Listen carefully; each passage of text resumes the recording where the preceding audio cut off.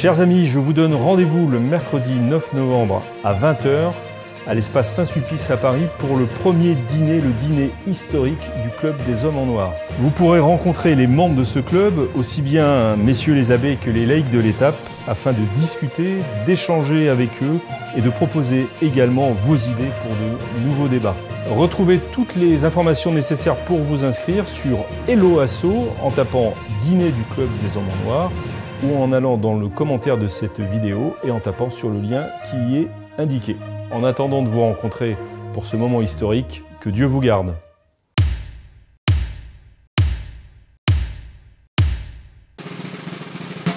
Bienvenue dans le Club des Hommes en Noir. Au programme de cette nouvelle émission, la rencontre du pape François avec Emmanuel Macron, le président Emmanuel Macron, qui devrait nous permettre d'évoquer, j'espère, les rapports entre l'Église et la République française et plus largement de nous interroger sur la condition du catholique en démocratie.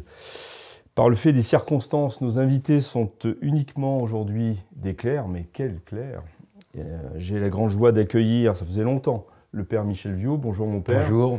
Merci de votre présence, c'est toujours un grand plaisir de vous recevoir. Je reçois également l'abbé Claude Barthes. Moins de plaisir. Moins de plaisir, mais enfin on ne va pas le dire aussi nettement. Le père Jean-François Thomas.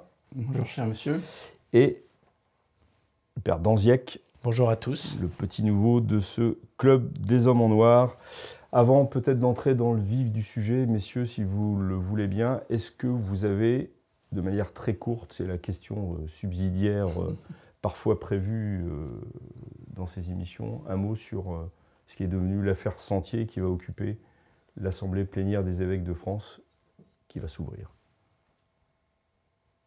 Non, pas de commentaires. Ben, c'est lamentable, on en a jusque-là. Voilà, et alors, passons donc, effectivement, c'est peut-être le mieux. Sur l'Assemblée plénière des évêques de France, on y reviendra, mais après qu'elle se soit tenue, rien. On va y parler notamment, il est prévu qu'on y parle, outre de l'affaire Sentier, de l'affaire de traditionnistes custodes. Oui. Ce qui est un petit peu amusant dans la séquence de l'affaire Sentier, même si le mot, évidemment, l'adjectif est mal choisi, c'est qu'on a pu observer, en tout cas sur les réseaux sociaux, un peu l'union de deux corps un peu antinomiques, je veux dire les progressistes et ceux qui s'enracinent dans la tradition, qui partagent en fait la même exaspération devant le mensonge ou en tout cas le mal-être avec la vérité que semble manifester l'autorité ecclésiastique. Voilà, donc avec le hashtag Sortons les poubelles qu'on a pu voir un peu fleurir. Et c'est vrai que c'est un peu les hommes solidaires de la vérité de tous les pays, unissez-vous. Et là, il y avait un petit peu ce point peut-être à remarquer. Voilà. Très bien, écoutez, merci de ce petit commentaire à chaud sur ce thème. Alors, revenons au sujet de cette émission. Le 24 octobre dernier, le pape François a reçu pour la 3e fois le président Emmanuel Macron. Ils ont notamment parlé, semble-t-il, d'après ce qui a filtré de la part de la présidence de la République française, de l'euthanasie, mais ils ont certainement parlé d'autres choses. Était également présent avec Emmanuel Macron le ministre de l'Intérieur, Gérald Darmanin, et le ministre de l'Europe et des Affaires étrangères, Catherine Colonna, ainsi que Brigitte Macron. Est-ce que vous avez sur cette rencontre, qui va nous servir d'ancrage dans l'actualité et de départ de la discussion, premier commentaire, avis L'abbé Barthes, vous êtes absolument pas inspiré par l'actualité. Non, si, je peux vous dire que le président Macron, le monseigneur Ulrich, qui était aussi à Rome, à ce moment-là, est revenu dans l'avion du président de la République. Monseigneur Ulrich, archevêque de Paris. Archevêque de Paris. Ce qui me paraît contraire à la laïcité. Voilà, et je suis heureux de découvrir en vous un grand défenseur de la laïcité. Père Jean-François Thomas, ça vous laisse de marbre, mais alors absolument de marbre. Cette rencontre entre un pape jésuite. Non, un pape n'appartient plus à son ordre religieux, donc c'est le pape de tous. Et avec le président de tous. Et avec le président de certains. En tout cas, ce n'est pas la première rencontre, donc c'est la 3e rencontre. C'est un peu habituel maintenant. Je ne sais pas s'ils ont vraiment parlé de sujets qui fâchent. Je n'en suis pas convaincu. Et ce qui a filtré est quand même très, très pauvre, très faible. Très faible, effectivement. On a surtout parlé de l'échange de cadeaux et donc du fait que, de façon quand même très maladroite, c'est un cadeau qu'on ne fait pas à un pape. Il a été offert au souverain pontife une édition originale en français du traité sur la paix d'Emmanuel Kant. Donc, pourquoi ce n'est pas un cadeau qu'on peut faire à un souverain pontife?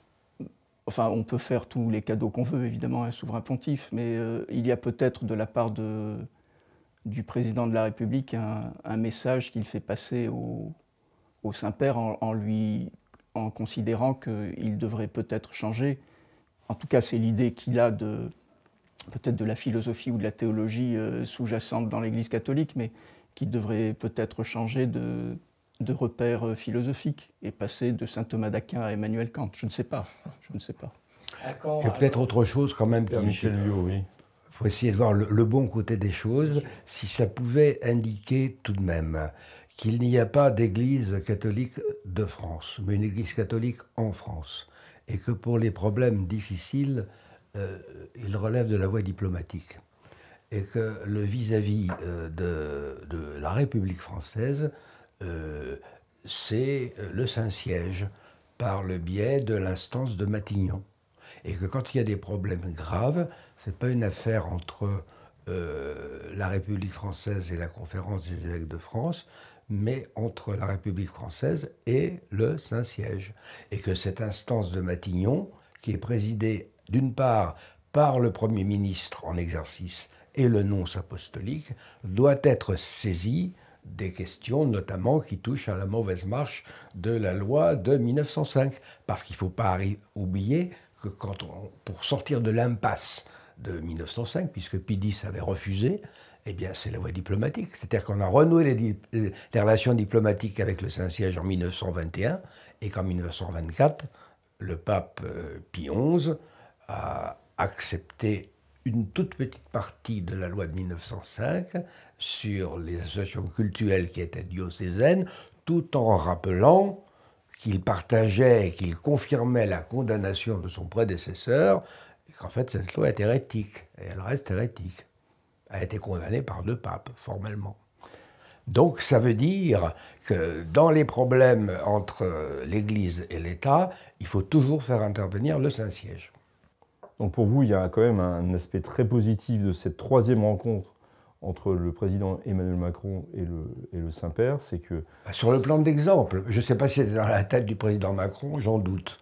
Mais je pense que pour les religieux comme nous, enfin c'est important, et puis pour le peuple catholique, de montrer que le chef de l'Église catholique, il est à Rome. Très bien. Père Danziac, sur cette rencontre proprement dite... Dû entendre le père Michel Viau. Après, il y a une telle fluidité dans la pensée macronienne où il s'adresse à Lynn Renaud en lui disant ce qu'elle veut entendre, et au pape sûrement, au Saint-Père ce qu'il a voulu, peut-être ce que le Saint-Père pouvait souhaiter entendre. Voilà, je pense que... c'est le en même temps, oui, c'est le en même temps. Donc c'est évidemment que c'est bien que le président de la République rencontre le chef de l'Église universelle. Maintenant, qu'est-ce qu'il en ressortira ? Voilà. On a appris que Brigitte Macron a prié tous les jours pour le pape, ce qu'elle a dit. Donc ça, on ne peut que s'en réjouir, parce que la prière, d'où qu'elle vienne, a sa valeur. Après, sur l'origine du cadeau, c'est vrai que moi j'ai aussi été très surpris à quand l'offrande d'une édition originale du Saint-Père lorsqu'il vient en France de l'encyclique Mirarivos ou du syllabus donné au président de la République. Ça serait assez cocasse. Alors, ça serait dans l'autre sens. Mais oui. Vous voyez, tout le monde serait horrifié, tout le monde serait scandalisé. Ou de Véhémenternos, tout simplement, de Pie X, qui condamne la séparation de l'Église et de l'État. Ben voilà. Après, maintenant, je pense qu'Emmanuel Kant, ça ne parle pas à grand monde pour le grand public au niveau de sa pensée antinomique avec la philosophie habituelle de l'Église. Voilà. Un autre détail du voyage, le président Macron est allé visiter ses confrères de... C'était Santé-L'idiot. Oui, des chanoines. C'est ça qui est habile, oui, voilà, c'est habile. Il a pris une photo avec tout le monde. C'est habile, oui. Alors, ce qui est intéressant, c'est qu'effectivement, le président Macron a profité d'un voyage à Rome pour rencontrer le Saint-Père, mais il était à l'origine invité par la communauté Saint-Egidio. Oui, mais là, je parle du Latran. Oui, mais moi, je parle de la communauté Saint-Egidio, si vous me permettez, monsieur. Je j'en prie. Communauté Saint-Egidio qui avait organisé donc une rencontre sur la paix et où il a pris la parole, où le président Macron a effectivement pris la parole. Il est pour la paix. Il est pour la paix comme nous tous, comme je suis, on peut le supposer du moins, mais cette communauté Saint-Egidio, justement, monsieur l'abbé. Oui. Est-ce que vous pouvez nous éclairer sur celle-ci? C'est une communauté qui a été fondée. Alors, à quelle date a été fondée? Je sais pas, vous me prenez de cours là. Il y a quand même pas mal de temps, puisqu'ils ont connu. Ça doit être sous Paul VI, n'est-ce pas? Ils ont connu une série de papes. Dans cette communauté, c'est une communauté très difficile à définir. On va dire sociale, comme il y a beaucoup de social catholiques, j'entends, qui pour des œuvres sociales, mais en même temps politique, et qui a été fondée par un certain Riccardi, qui est un personnage très important, qui a, il n'y a pas longtemps, voulu être président de la République italienne, ça n'a pas marché, et qui a pour second, pratiquement, bien qu'il s'en défende actuellement, le cardinal Zuppi, archevêque de Bologne et président de la conférence épiscopale italienne. Bon, c'est les deux personnages majeurs de cette institution qui a des antennes dans le monde entier, en France notamment dans le diocèse de Toulon, mais ailleurs aussi, qui a de très gros moyens à tous égards, humains, financiers, et qui passe parfois pour une espèce de double diplomatique du Saint-Siège. La communauté Sant'Egidio a vraiment une activité diplomatique dans certaines affaires au nom de l'Église, si vous voulez. Alors, c'est une communauté de gauche, incontestablement, mais aussi, on va dire, d'une gauche très opportuniste, qui a réussi à se caler dans toutes les sensibilités des papes successifs. Ces principes, c'est la démocratie chrétienne, ce qu'on peut dire. Oui, c'est alors la gauche de la démocratie chrétienne quand même. C'est pas, oui. Parce que la gauche de la démocratie italienne, chrétienne, italienne, oui. C'est la démocratie chrétienne italienne. C'est pas Communion et Libération. Oui. Qui est la droite. Oui, qui est la droite de la et avec une extrême chrétienne. Droite même, le journal d'Andreotti. Mais il y a eu une entorse diplomatique quand même dans la façon dont le président de la République est allé voir le pape, puisqu'il a rencontré la veille le nouveau Premier ministre italien, à savoir Madame Melosi, ce qui ne se fait jamais. On ne rencontre pas, alors elle n'est pas chef d'État en tant que telle, mais bon, elle est présidente du Conseil. La rencontre était discrète, malgré tout, elle était discrète, semble-t-il. mais on ne fait jamais ça. Quand on va voir le pape, on ne rencontre pas un autre chef de gouvernement ou chef d'État avant d'aller voir le Saint-Père. N'oublions pas que la visite du président Loubet, justement, en 1904, a été une des causes de la séparation de l'Église et de l'État. Combes s'est saisi, a fait cela, n'est-ce pas, et le pape aussi, parce qu'il avait vu le roi d'Italie à Rome. Avant le pape? Oui. Mais il n'allait pas voir le pape du tout. Oui, en négligeant le pape. Et là, le président de la République était surtout là, et d'abord, il était à Rome d'abord pour l'ouverture du colloque international Un cri pour la paix, donc organisé par la communauté Saint-Egidio. Oui, mais bon, il avait quand même demandé une audience pontificale. Et le pape n'est pas une annexe, quand même. Non. Père Danziec, sur il était question il y avait quand même une question que le Macron ne rencontre pas pour les différences politiques. La nouvelle chef de file de la politique italienne, Giorgia Meloni, et finalement on l'a rencontré. Là aussi, on est dans le pour lui en même temps. Il y a quelque chose de très fluide. On n'arrive pas de prise, donc voilà. Pour lui faire la leçon, évidemment. Certainement, oui. Oui, pour dire qu'il était vigilant. Oui, qu'il était vigilant. Vous voulez dire par rapport à la politique la politique fasciste du nouveau Premier ministre, ça je vous laisse la responsabilité. C'est ce qui est présenté quand même généralement en France, donc voilà. Oui, avec des nuances malgré tout. Oui, mais bon, ça remonte quand même régulièrement. Oui, ça remonte régulièrement. Comment qualifier les rapports actuels de la République française et de l'Église, si on veut continuer à creuser un peu notre sujet? Moi, je pense qu'il se dégrade. Je pense qu'il se dégrade. Parce que, enfin, depuis... je pensais qu'avec le président Hollande, nous étions arrivés vraiment au plus bas. Sur cette question. Sur cette question. arrive M. Macron et le discours des Bernardins, où il nous déclare qu'il veut réparer, il le dit à l'intention de Monseigneur Pontier, hein, qu'il veut réparer le lien abîmé entre l'Église et la République. Bon. Or, depuis ce splendide discours des Bernardins, qui d'ailleurs comportait des tas de contradictions internes, enfin, je me suis permis de les relever dans un écrit sous signe d'Emmanuel, bon, les choses n'ont cessé de se dégrader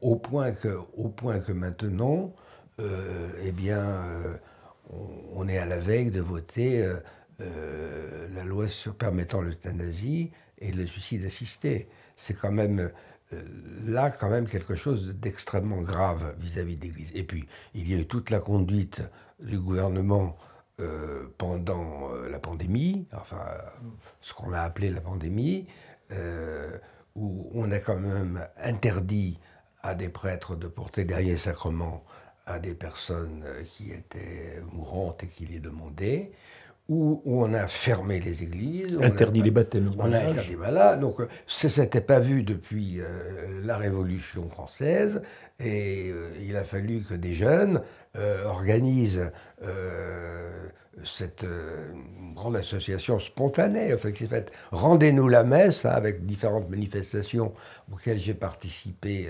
dans Paris, pour que finalement on ouvre les églises et qu'on aille devant le Conseil d'État. Alors là, voyez-vous, là il y a quand même un problème.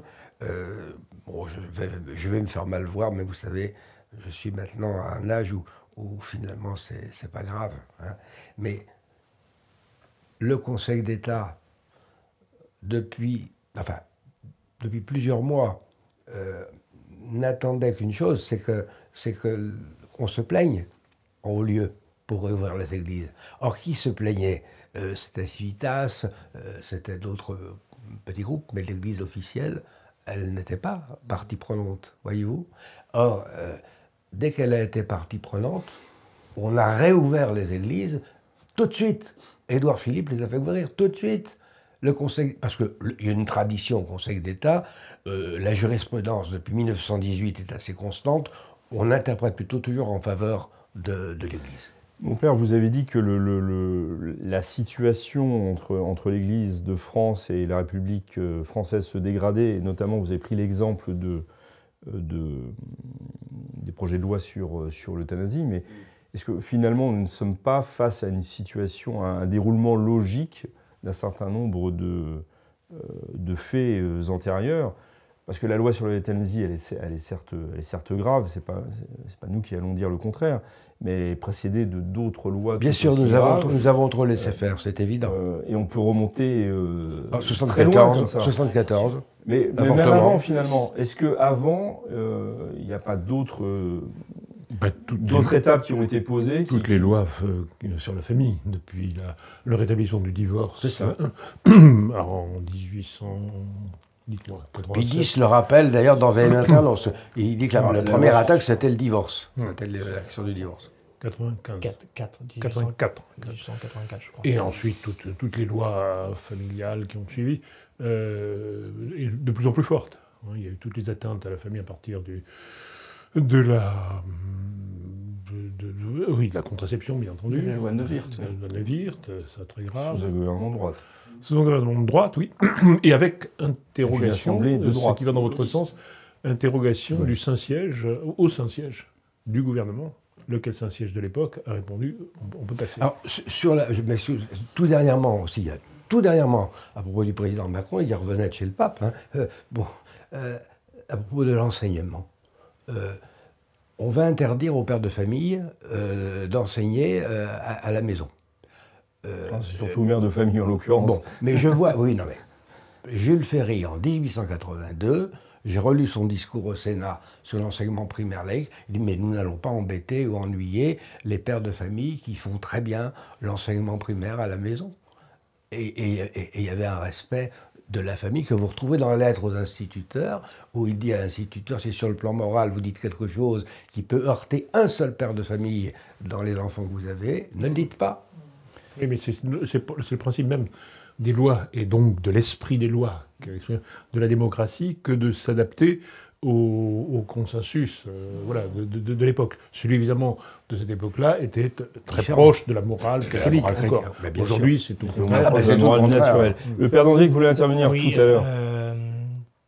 Moi, mon premier papier que j'ai écrit dans Valeurs actuelles, il m'a été demandé de faire un bilan sur... C'était à la mi-quinquennat, du premier quinquennat d'Emmanuel Macron, et j'avais titré ça « L'impossible en même temps d'Emmanuel Macron avec l'Église de France, avec l'Église catholique ». Mais on peut revenir sans cesse au précédent, Hollande, etc. Fondamentalement, c'est un peu le sujet aussi de notre émission, c'est la question quand même du ralliement. C'est-à-dire qu'on parle, est-ce qu'il n'y a pas un problème entre la démocratie moderne et la vérité, le dogme catholique?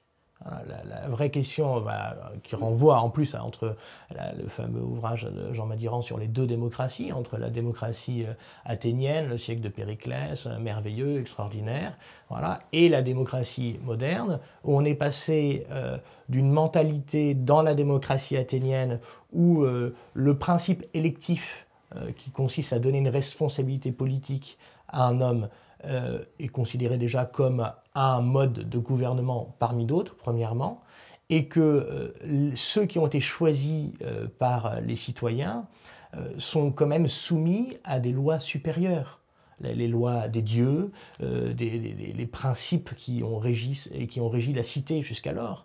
C'est autrement dit, ce qui se passait dans la démocratie athénienne, c'est que ceux qui décidaient les lois disaient, ce qui renvoie à la philosophie de la loi, je le veux parce que c'est juste.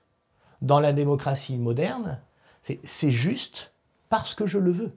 Et c'est là où il y a une révolution copernicienne. Parce que nous le voulons. Parce qu'il y a une majorité. L'euthanasie, ou l'avortement hier, ou d'autres choses, le divorce, etc., deviennent des bonnes choses.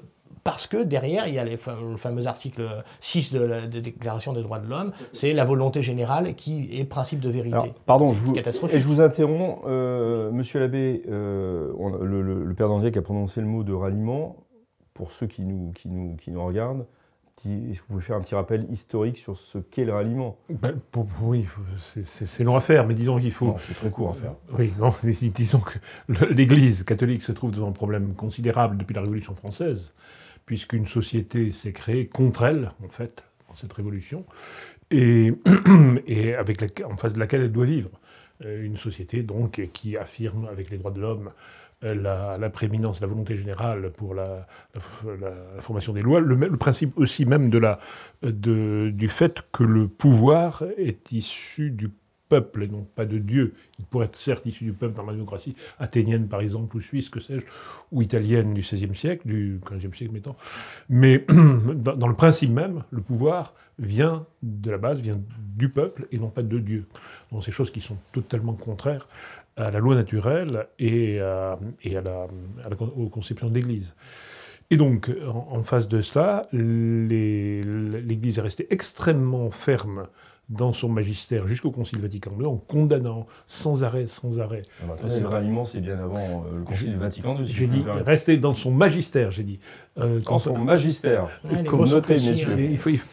Mais en revanche, dans ce qu'on pourrait appeler sa diplomatie au sens très large, elle a quand même lâché beaucoup de lest, toujours dans de bonnes intentions. À partir de quand ?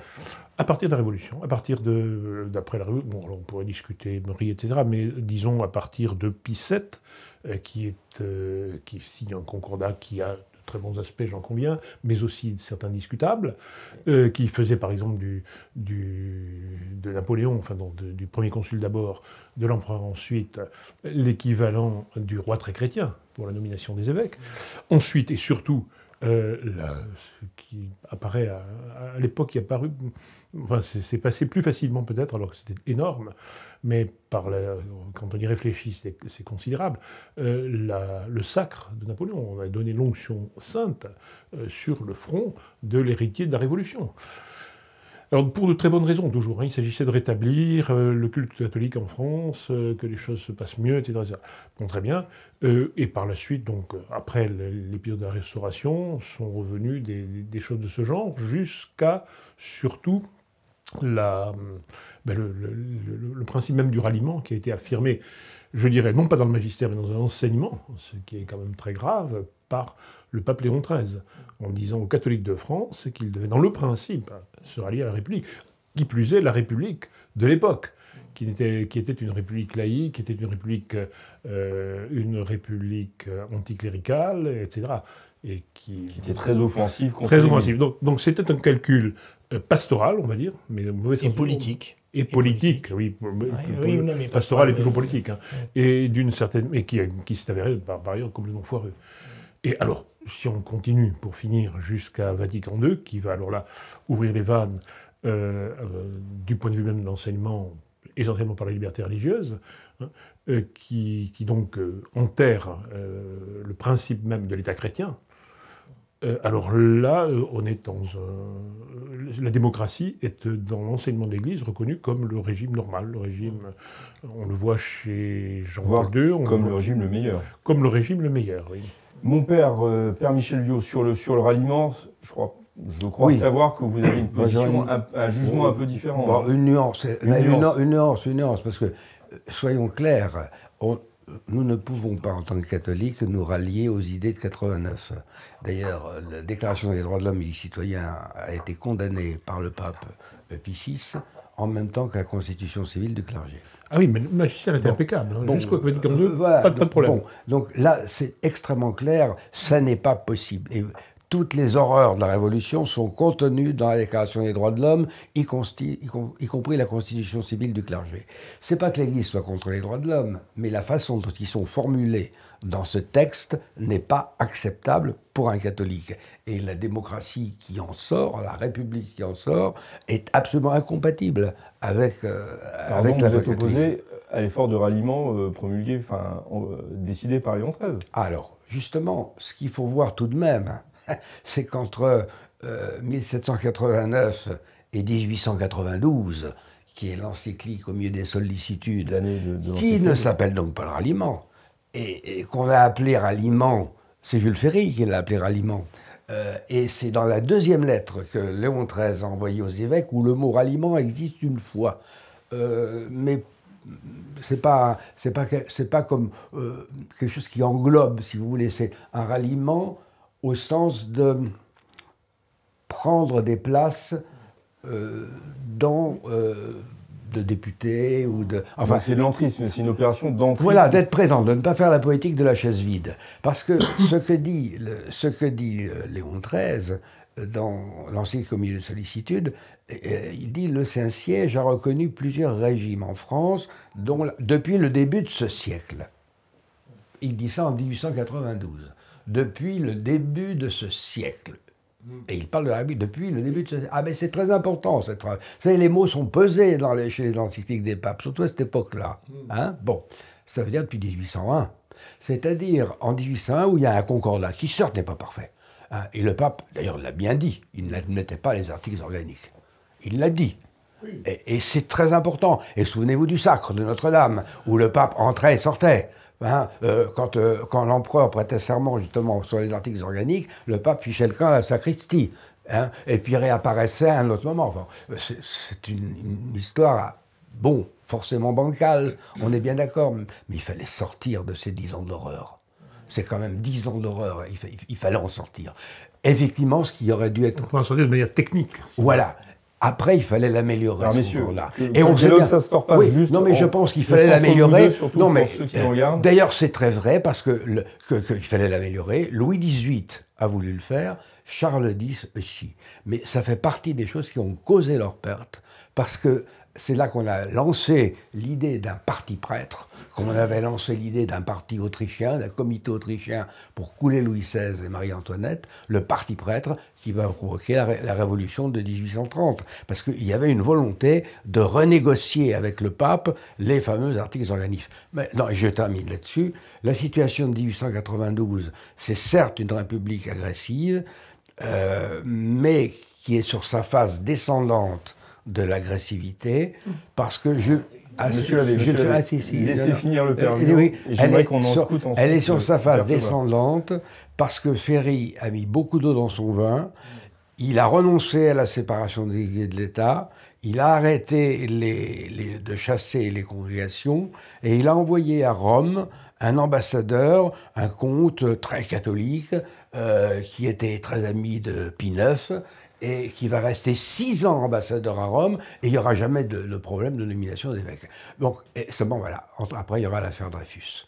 C'est ça qui fait Château par terre. Mon père, merci beaucoup de non, mais voilà. Non, mais c'est très intéressant, ça. Ça permet de... C'est ce qui changera les choses. De lancer le débat, mais je voudrais laisser la parole au silence, là, parce que mon père, on ne vous entend pas. Ah ben, c'est un silence, moi je respecte la parole silence approbateur de mes confrères. Non, pas du tout, non. Ça peut être approbateur ou désapprobateur, mais... Ou dans un juste milieu, ou dans même temps. Voilà, dans un même temps. Votre avis sur cette période historique qui a des conséquences, je parle du ralliement, qui a des conséquences fortes pour aujourd'hui? Ce qui est intéressant, c'est de voir qu'on est passé d'un ralliement à un autre ralliement. Il y avait, c'était l'an dernier, je crois, dans Politique Magazine, un très bon article d'Hilaire de Crémier sur le sujet, d'un ralliement à un autre ralliement. Lorsque Léon XIII a proposé, en effet, a quasi imposé, puisqu'on avait à l'époque une très haute idée de l'autorité pontificale parmi les catholiques français, ce rapprochement avec la République, il pensait en fait jouer gagnant. L'Église, à ce moment-là, a considéré qu'elle était dans une position de force telle qu'elle ne l'avait jamais été depuis avant la Révolution. Il y avait eu l'essai malheureux du général Boulanger, juste quelques années auparavant. Mais Léon XIII s'est dit, voilà, les catholiques en France sont majoritaires, il y avait 95% de baptisés et de pratiquants en France à l'époque. Et donc c'est peut-être le moment, en faisant un pas vers la République, en fait, de récupérer la République. Il ne faut pas oublier non plus que Léon XIII, c'est le successeur de Pie IX qui a connu la perte des États pontificaux. Et il avait dans l'idée que, parce que Léon XIII était un pape très conservateur, un pape de doctrine, il avait aussi l'idée de récupérer au moins une partie des États pontificaux. Donc il se disait, en ayant avec moi, comme ça avait été le cas d'ailleurs avec Napoléon III, en ayant avec moi la France, peut-être pourrais-je récupérer une partie de mes territoires. Quoi qu'il en soit, il a eu tout faux. Et on voit que quelques années après, il y a un autre pape qui était un pape très doctrinal, très solide, qui va avoir aussi une position de compromis politiquement, diplomatiquement, avec la République française, mais aussi avec d'autres États anticatholiques comme le Mexique, etc., c'est Pie XI. Et c'est Pie XI qui va condamner quand même l'action française. C'est ça qui est très, très surprenant, qui aurait pu être un instrument au moins de... Surtout abandonner les Christéros, à mon avis. Mais... Aussi, mais c'est pour ça que je vous dis qu'il a toujours essayé d'avoir un compromis, alors que doctrinalement, il était comme Léon XIII. C'était un homme qui n'était pas pour la République. Vous permettez que je termine aussi? Bien sûr, voilà. je bouge mes doigts pour les réchauffer. D'accord. Et en ce qui concerne la démocratie, je pense que c'est un jeu de toute façon qui est perdu pour l'Église. J'ai essayé de voir un peu quels étaient les pays qui se disent démocratiques. En 2005, il y avait 195 pays qui étaient reconnus par l'ONU. Sur les 195 pays, il y en avait 191 qui se disent démocratiques. Alors qu'est-ce que la démocratie? La Chine se dit démocratique, la Corée du Nord se dit démocratique. Les 4 pays qui ne se disent pas démocratiques, c'est simple, c'est l'Arabie Saoudite, la Birmanie, le Sultanat de Brunei et le Vatican. Alors, le Vatican parle avec des États qui se disent démocratiques. Vous oubliez Monaco? Non, ce n'est pas dans la liste. Ah bon. Monaco se dit démocratique parce qu'il y a un régime en fait qui est parlementaire. Donc, l'Église parle avec qui et avec quel type de démocratie? Entre la Chine et puis même la République française, il y a quand même un abîme. Entre les États-Unis et une république africaine, il y a aussi un abîme. Donc je pense que l'Église ne pourra jamais trouver le terrain où les deux peuvent se rencontrer. Parce que déjà, il faudrait avoir une définition claire de ce qu'est la démocratie. Le père Danziec piaffait tout à l'heure pour intervenir. Donc je lui laisse la parole avant de me retourner vers l'abbé Barthes. Alors je rejoins tout à fait le père Thomas sur la question du pape Léon XIII, pape conservateur. Encore une fois, on ne met pas en cause les intentions qui étaient à la fois louables au regard de l'histoire. Je citerai le père Lacordaire qui nous plonge un peu dans cette atmosphère de l'époque. Il dit que la première vertu aujourd'hui n'est pas la foi, c'est l'amour sincère de la liberté. Voilà. Le monde sera à Dieu dès qu'il sera à la liberté. Et là encore, on a une inversion, parce que jusqu'alors, on a toujours considéré que ce n'est pas parce qu'on devient libre qu'on va à Dieu, c'est parce qu'on va à Dieu qu'on devient libre. Voilà, ça, c'était la spiritualité augustinienne, c'est vraiment on devient libre en devenant les disciples du Christ et en prenant pour soi les principes du décalogue. Maintenant, il n'en reste pas moins que le constat est affreux à observer sur ce pas qui a été fait, cette volonté de spiritualiser un peu la République pour faire valoir la vérité catholique. Le résultat est catastrophique. Aujourd'hui, d'ailleurs, le pape Léon XIII va recevoir en décembre 1891 le recteur de la catholique de Paris et il lui demandera il y a combien de bons députés à la Chambre ? Et il lui répondra, il y en a environ 200. Ah, bon, avec ce que je vais faire, etc., puisque l'encyclique Au milieu des sollicitudes se sortira en février 1892, et le pape Léon XIII dira avec ce que je vais produire, on peut estimer que ça va augmenter. Et le recteur de la catholique de Paris va lui dire, mais à mon avis, on va en avoir la moitié, 100. Il n'était pas loin, parce qu'il y en a eu 87 de députés qui seront élus à la prochaine mandature en tant que favorables aux idéaux chrétiens. Et je terminerai juste par rapport à ce constat, ce qui a été dressé récemment par Pierre Manant lors des rencontres du Figaro à la salle Gaveau, où il dit la chose suivante, que l'État moderne, et je trouve que l'expression est assez saisissante, l'État moderne, donc la démocratie d'une certaine façon, a volé à l'Église les clés du royaume. La démocratie a volé à l'Église les clés du royaume. Dans la démocratie moderne, le christianisme aujourd'hui est reconnu comme un fait du passé. Son statut présent est suspendu à une autorisation précaire, nous dit-il. Son statut présent est suspendu à une autorisation précaire. Vous vouliez ajouter quelque chose ? Oui, en fait, la République française, au moment de la séparation de l'Église et de l'État, elle s'est présentée en fait comme une force de soumission. Et c'est pour ça qu'on peut parler d'un islam républicain. Clémenceau a utilisé l'expression. Donc ce n'est plus simplement une adhésion et une participation des catholiques à la République. Ce qui est attendu, c'est une soumission. Et on le voit bien aujourd'hui d'ailleurs, quand on parle des valeurs de la République qui sont au-dessus des lois divines, etc. Pardon, toute petite chose. Alors très rapidement, parce qu'il nous reste 4 minutes et j'aimerais que l'abbé Barthes puisse... C'est rapide. Sur le rôle du précarité. La modification de 2021 sur la loi sur les associations de 1905 fait que maintenant, elles sont à temps. Et qu'il faudra demander le renouvellement au préfet. Oui, mais c'est un déroulement... Ah ben non, c'était pas comme ça avant. C'était pas comme ça. Il y a une logique peut-être qui s'applique. Ben voilà, Monsieur l'abbé, quand le père Viau retraçait l'histoire du ralliement, et etc., oui, je dirais... Je vous sentais... oui, je dirais que sur le fond, bon... il n'y a encore pas de désaccord, je ne sais pas. En tout cas, je trouve que la conjoncture présente est providentielle. Parce que, si vous voulez, dans cette affaire de Église, démocratie, c'est l'eau et le feu, depuis l'origine. Mais, pour des raisons pastorales, pour des raisons sociales, en fait, les choses n'étaient pas claires. Quand le Concordat dit que la religion catholique est la religion de la majorité des Français, c'est vrai de manière écrasante à l'époque. Et les choses, évidemment, vont se dégrader peu à peu, donc au XIXe siècle, au XXe siècle, de plus en plus rapidement. Aujourd'hui, les choses apparaissent très clairement, alors qu'elles n'apparaissaient pas aussi clairement à l'époque. Et ont pu brouiller non seulement les papes conservateurs, disons, Bref, il y a deux sortes de conservateurs. Il y a ce qu'on appelle les Alantes et les autres. Mais bon, pas seulement chez Léon XIII, mais aussi chez Saint-Pidis. Pourquoi Saint-Pidis a-t-il voulu à toute force maintenir l'union de l'Église et de l'État? En soi, il avait raison, mais l'union de cet État-là, la démocratie, avec c'était quand même un peu cafouilleux, et ainsi de suite. Bon, il y a eu aussi la démocratie chrétienne italienne qui s'est dégradée de plus en plus. La situation italienne est très importante aussi pour la conception que l'Église, que le Saint-Siège a de la situation. Donc je crois que maintenant les choses sont à la fois terribles parce que l'Église n'existe quasiment plus en France. Et d'ailleurs,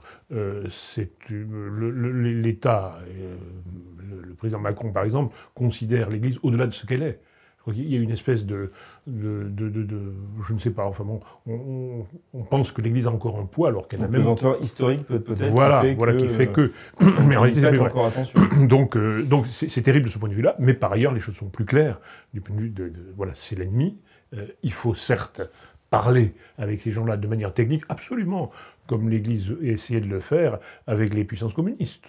Alors des fois pas très bien d'ailleurs, hein. Il y avait aussi des espèces de semi-ralliements, c'est vrai, mais voilà, il faut les considérer comme des ennemis auxquels on parle pour disputer le petit bout de gras, quoi, voilà. Oui, oui, c'est tout. Mais vous pensez que la situation est si claire que ça? Vous me paraissez très... Je dis qu'elle est très optimiste, oui, très volontariste. Oui, elle est claire en soi, bien sûr. Elle n'est pas claire dans les esprits. Elle n'est notamment pas claire, et alors là, il faut en revenir au magistère de Vatican II, au magistère entre guillemets, là, pour le coup, qu'en effet, les évêques n'ont pas cette vision de la situation que je suis en train de décrire. Non, certes pas. Mais on peut plus facilement y arriver. Je pense que ce sera plus facile si vraiment les choses continuent à avancer et si des hommes parmi les évêques prennent leur rôle en main, il sera plus facile d'expliquer ce qu'est la position de l'Église, ce que doivent faire les catholiques, ce qu'ils ne doivent pas faire, ainsi de suite. Très bien, ben c'est sur ces paroles que s'achève cette émission. Nous n'avons fait que frôler le sujet, mais c'est pas... Nous aurons certainement l'occasion d'y revenir. Je vous remercie pour vos avis, vos commentaires, vos analyses, vos rappels historiques. Nous nous retrouvons, si Dieu le veut, la semaine prochaine pour une nouvelle émission sur un tout autre sujet. En attendant, comme j'ai l'habitude de vous le dire, que Dieu nous garde.